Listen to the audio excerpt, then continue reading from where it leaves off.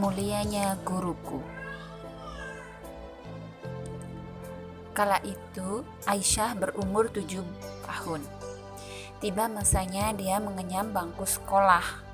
Pada hari itu dia diantar oleh ayahnya untuk daftar di sebuah madrasah ibtidaiyah. Ternyata pada pagi hari itu juga merupakan hari pertama masuk tahun pelajaran baru. Akhirnya dia pun langsung masuk kelas 1 dan mengikuti pembelajaran. Aisyah memang tinggal di desa dengan keadaan ekonomi keluarga yang pas-pasan. Dia adalah anak terakhir dari 9 bersaudara. Bisa kebayang betapa banyaknya kebutuhan hidup yang harus dipenuhi oleh orang tuanya untuk keluarga. Meski demikian, keadaan itulah yang membuat karakter Aisyah terbentuk. Dia menjadi pribadi yang selalu sabar dan tegar dalam menghadapi segala kegiatan di sekolah dan lingkungan. Memang oleh orang tuanya, dia selalu diajarkan untuk hidup sederhana dan tetap bersyukur dengan keadaan. Satu pelajaran yang didapat dari orang tuanya yang membuat dia bertekad untuk mewujudkannya. Orang tuanya mengatakan, meski dengan hidup sederhana, akan tetapi kamu harus bisa berprestasi. Di kelas 1, dia masih berada pada masa penyesuaian diri dengan materi sekolah. Akhirnya prestasinya muncul di kelas 3. Berawal dari itu, kemudian seterusnya dia mendapatkan prestasi yang bagus dengan menyandang juara kelas sampai tingkat madrasah aliyah. Sampai pada kelulusan jenjang menengah atas, dia merasa bimbang. Dia ingin sekali melanjutkan pendidikan ke perguruan tinggi. Dengan segala usaha, akhirnya dia bisa mengenyam bangku kuliah. Pendidik dalam lingkungan keluarga adalah orang tua. Hal itu disebabkan karena secara alami, anak-anak pada masa awal kehidupannya berada di tengah-tengah ayah dan ibunya. Orang tuanya yang mendidiknya dengan penuh kasih sayang, sehingga menjadikan selalu mewujudkan keinginan orang tua. Dan yang terpenting, dia selalu menghormati kedua orang tuanya.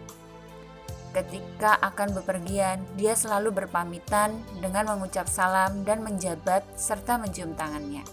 Mengutamakan kepentingan orang tua, betapa dia ingin selalu memuliakan guru pertama dan utamanya, sebagai wujud bakti dan hormat kepada orang tua. Aisyah pun menyelesaikan studinya. Dia sangat bersyukur dan rasa syukurnya itu bertambah karena tak berselang lama setelah kelulusannya itu, dia diterima menjadi seorang pendidik di sebuah madrasah ibtidaiyah. Sebuah anugerah yang tak ternilai. Dia teringat ketika dia masih menjadi murid madrasah ibtidaiyah dulu. Kepala madrasahnya berkata, "Yang sabar, kamu kelak akan menjadi guru."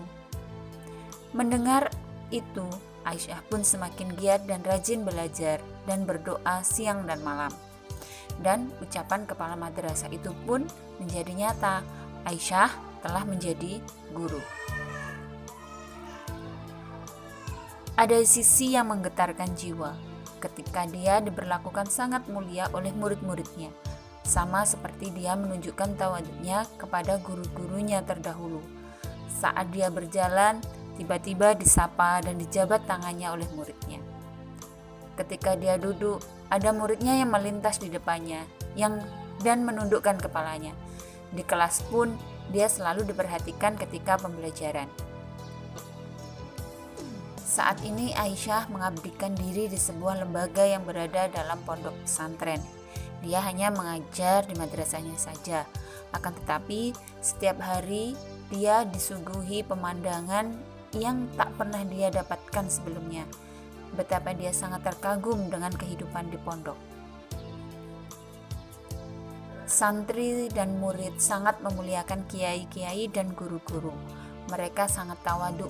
Mereka senantiasa menundukkan pandangan dan membungkukkan badan dalam berbagai kesempatan dan waktu ketika berjalan di depan guru, meskipun dari jarak yang jauh.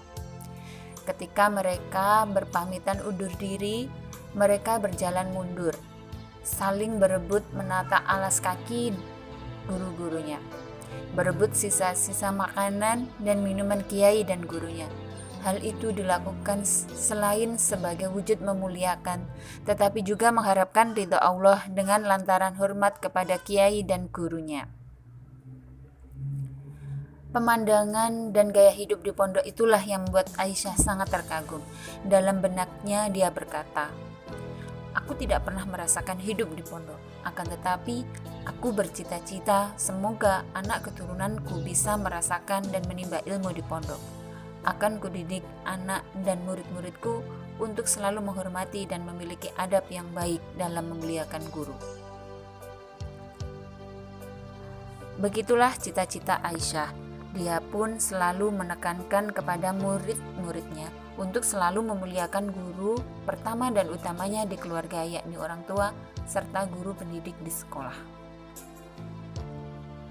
Sudah selayaknya kita sebagai seorang muslim senantiasa untuk memuliakan guru, karena dengan keberadaan guru kita menjadi mengetahui segala hal tentang kehidupan. Dia menyadari bahwa keberhasilannya merupakan doa dari orang tua dan gurunya. Maka dari itu Aisyah akan tetap mengajarkan adab dalam memuliakan guru kepada anak-anaknya dan murid-muridnya. Untuk analisis unsur intrinsik dari cerpen itu yang pertama, tema menghormati dan memuliakan orang tua dan guru. Tokoh dan penokohan orang tua Aisyah itu sifatnya sederhana, tegas, dan penuh kasih sayang.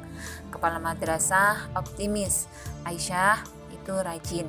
Kemudian alurnya menggunakan alur campuran, karena berawal dari kisah Aisyah waktu berumur 7 tahun menempuh pendidikan dan karir. Pada bagian kisah berkarir, alur cerita bertolak ke belakang atau flashback, kemudian kembali beralur maju. Kemudian latar yang digunakan, latar tempatnya itu di rumah, di sekolah, dan di pondok pesantren. Waktunya itu ada pagi, siang, sore, dan malam. Suasana sejuk, damai, dan nyaman. Sudut pandang yaitu menggunakan orang ketiga, kata dia, Aisyah. Gaya bahasa yaitu penggunaan diksi yang tepat. Amanat dalam cerpen tersebut, sebagai seorang anak kita harus menghormati dan memuliakan orang tua. Sebagai seorang murid kita harus menghormati dan memuliakan guru. Amanat yang ketiga, kita harus yakin dengan doa kita dan orang-orang yang menyayangi kita, sehingga apa yang dicita-citakan akan tercapai.